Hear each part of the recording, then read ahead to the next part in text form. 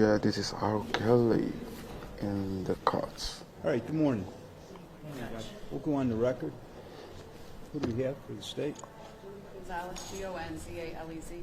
Honestly, there's a lot of atrocities that he has committed since 2002 till this. They brought everything together to the courts. Rayed Shalabi, It's really painful. At least I thought this guy is going to learn All from right, his the record mistake, will indicate Mr. Kelly's present in the courtroom. from his past. Before we start, I mistake. just Never- want to he thank never learned from the it. Marshal Service for accommodating the court today. After the last court date, I received a call from the Marshal's office indicating that they would accommodate the court and have Mr. Kelly brought over on each and every court date.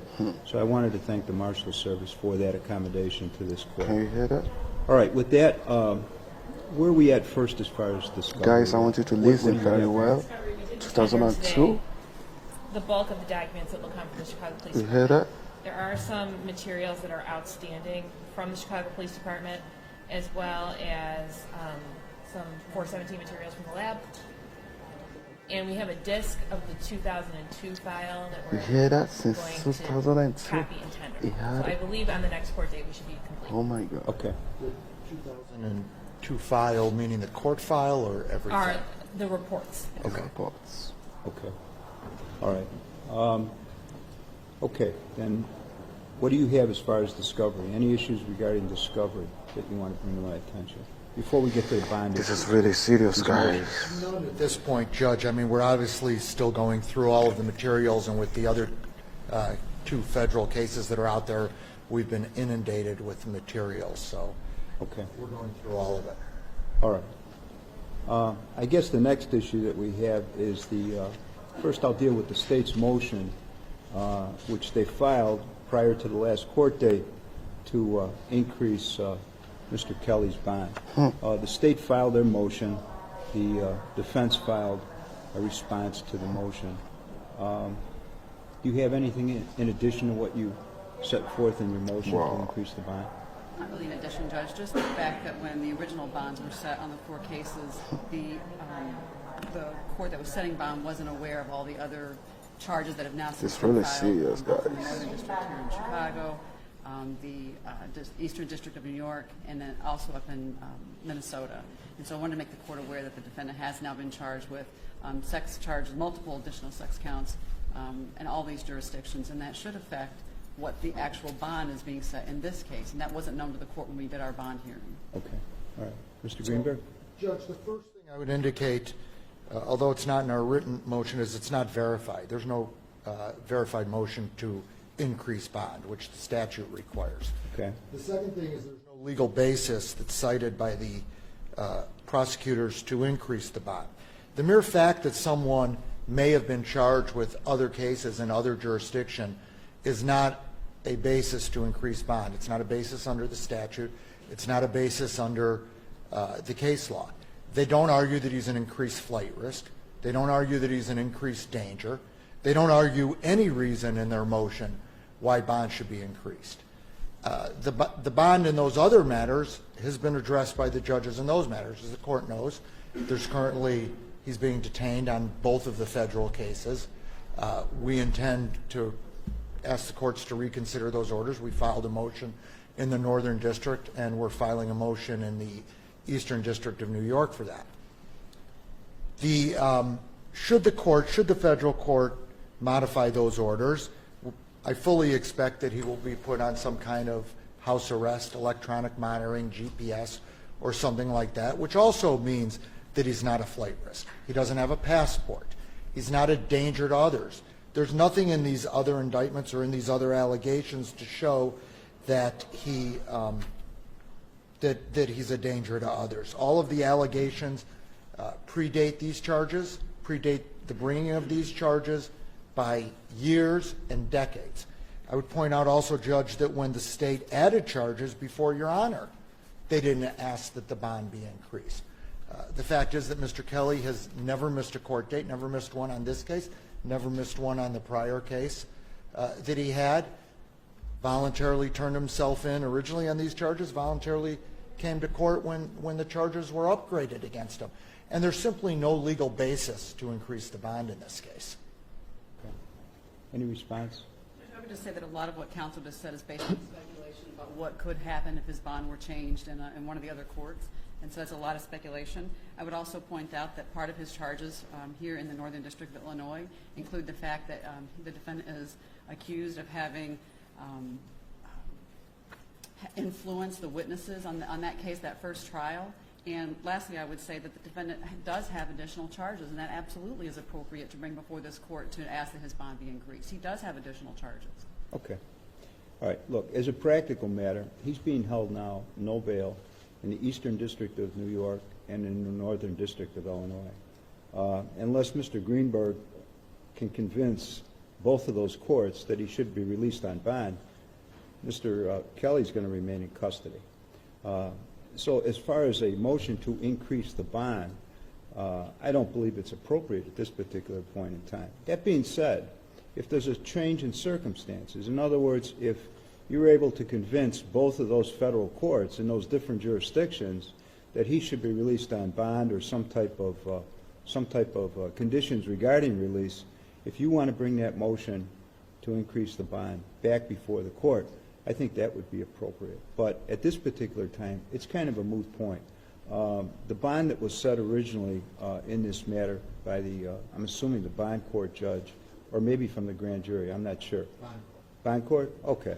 I thought when the case first came before me for Raymond that the bond was adequate based upon the fact that there's 4 cases, there's $250,000 D bond on each one of the cases, plus pretrial services, which I thought was appropriate based upon the information that I had regarding Mr. Kelly. I still believe that's true. That being said, I'm going to deny the motion at this particular point in time. If there's a change in circumstances and he is somehow released from custody and you want to bring it back before me, I'll take a look at it then, okay? Along that, as long as we're talking about that, there was an order issued regarding pretrial services. In light of the fact that Mr. Kelly's in custody, I'm going to vacate that order here in Cook County. And then, like I said, we'll take a look at it again if he is released on bond. Okay? All right.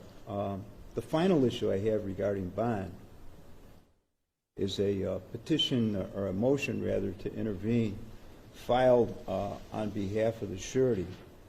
And Mr. Collins, would you just identify yourself for the record? Yes, Judge. My name is John Collins, J-O-H-N-C-O-L-I-N-S, on behalf of the surety, requesting leave to intervene in this matter. I present a motion to Your Honor. All right. I'll give you the opportunity to file your motion and intervene for the limited purpose of arguing on behalf of the surety that you want the bond returned. Judge, I don't know if counsel is ready to argue today. If they need a little time, I filed it Friday, so I do understand that they might have more time to respond. If not, I'm prepared to argue today. Well, it seems to me, in just looking at the motion, Yes. that the only response that the defendant may have is whether or not he wants to agree to exonerate the bond, which means that he would be held no bond. And again, I understand that they are trying to petition in Northern District of Illinois and in New York. However, Judge, the petitioner is in fear of jeopardy of losing this bond. Judge, as we understand, I think there may have been a CBR placed on this bond, and there's monies owed, so we want to try to stop before and let the court know at the earliest moment that we expect to receive these monies back. Okay, the only question I have is what authority do you believe that the surety has to come in and request that I do that? Well, Judge, there's been a substantial change of circumstances. Just like when there's a change of circumstances to increase the bond, Judge, in this instance, he's held no bond, so the purposes of the bond are frustrated in Illinois. And with that being said, Judge, the surety had no basis of knowledge for the additional investigations. It was for this purposes only. So if bond is to be frustrated and he's to be held no bond, then there's no need to have her money sitting in deposit. So if they want to have an opportunity to address that, maybe some modifications to the other jurisdictions' bonds, but this case, this money in these instances were expected to be for this purposes. With bond being frustrated, the court has the ability to address bond in its own Right, you didn't increase the bond in this instance, however, But this is a different issue. You're asking on behalf of the surety that I return the bond money, and I'm asking you, by what authority are you asking that? Judge, if bond is frustrated, or if he's not being, if the purposes of bond are not being met, then the court has an option at its discretion, Judge, to order the defendant held with no bond in this instance. If he's going to be held no bond in 2 other jurisdictions and have this bond here waiting, then the entire purposes of bond are frustrated, so we can actually let you exonerate it. It's allowable under the statute. If you want additional specific instances, we can provide those, Judge. Well, let me ask you this. Your client, Yes. okay, is Miss Veronica Love. Is that correct? Valencia. I'm sorry, Valencia Love. Yes. And she's the surety. She signed the bond slip, correct? Okay. And did she read the bond slip? Yes. She did. Yes, as far as I understand. All right. If you look at the bond slip, it's clearly stated under notice to person providing bail money other than the defendant. And there's 4 points, Yes. all right? And point 1 is, I understand that the money that I have posted is for the bail for the defendant named in this bond in the above numbered case or cases, okay? Paragraph 1. Paragraph 2, and this is most important, paragraph 2. I understand that even if the defendant follows all court orders, that this money may be ordered in the judge to pay for the defendant's attorney's fees, court costs, fines, fees, and restitution to the victim, and that I may lose all of my money. That's italicized for emphasis. Third, I understand that if the defendant fails to comply with the conditions reflected in the bond, I may lose all my money should the court enter the forfeiture of bail order. Again, I may lose all my money is also italicized. Yeah. And then the 4th point deals with the 10% of the bond. But my point is this, that when your client signed this surety on behalf of Mr. Kelly, right next to the signature, these conditions are set forth. So, I mean, there's a certain risk that a surety has in signing a bond slip for someone, on behalf of someone who's in custody. She took that risk. Judge, notwithstanding the language on that, we still ask that in the issue of fairness, Judge, Mr. Kelly is a man of massive resources. This is a private citizen that comes for a limited purpose to assist.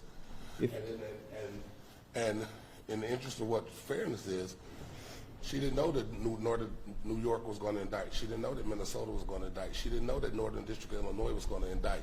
And then those changed the circumstances where, as part of paragraph 2, Judge, Mr. Counsel was representing Mr. Kelly prior to the posting of said bond. So that was hard to see how that could anticipate, how he anticipate someone posting bond and using those resources to cover his fees.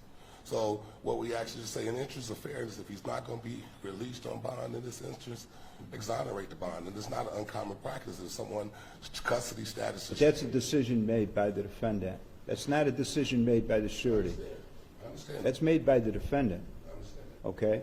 And the money is posted on behalf of the defendant by the surety. I still think sureties, and I can find the statute, I think sureties have a right to say if there's a change of circumstances or he doesn't comply with that, they can raise and say, hey, I'd like to have that money back. I don't think it's... I'd like to see that, because I've never run across that. And I think of what that implies. Think of what that implies if what you're saying is true. The implications are that any person who posts the bond on behalf of another, all right, if they don't like what's going on with the defendant or the particular circumstances, they can come into a court and ask that the bond be exonerated because they feel that things aren't going the way that they thought that they would.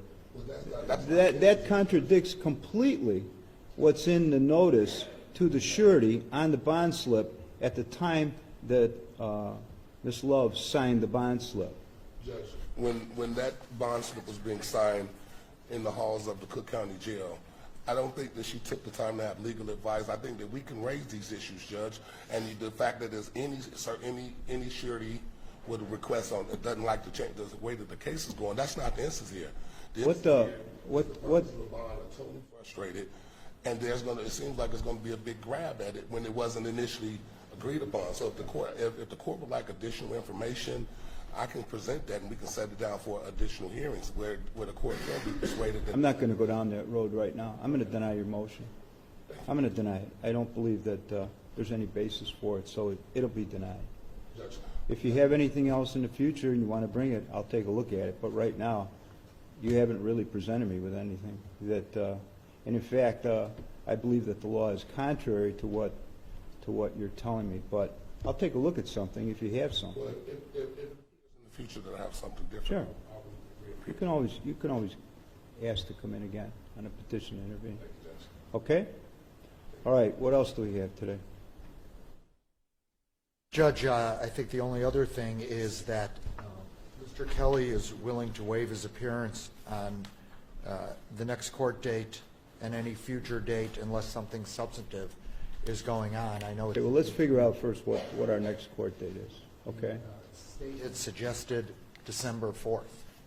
Yeah. I would be inclined to give it a longer date, based upon the fact that we have discovery with 4 cases here, and then I don't know what the implications would be with the discovery that you'd receive in the Eastern District or in the Northern District as far as this case is concerned. So I think that, in order to make sure that, you have adequate time to sort of look at that, I would be willing to give it a longer date. Yeah, that's fine with the state. Okay? All right, what date are we looking at? All forced. December 4th? Yes. Okay. I'll indicate by agreement on all 4 matters then to December 4th. And Mr. Greenberg, you want me to waive Mr. Kelly's appearance? Please. All right. And if that changes, Judge, then we'll come in and... All right. I'll waive his appearance on December 4th, and then we'll... I would point out, Judge, if we are successful in getting him admitted to bond in federal court, he will be here on that date. I imagine you'll be in before that. Okay. All right. Then by agreement to December 4th. Thank you. Thank you, Judge. All right. Court's in recess.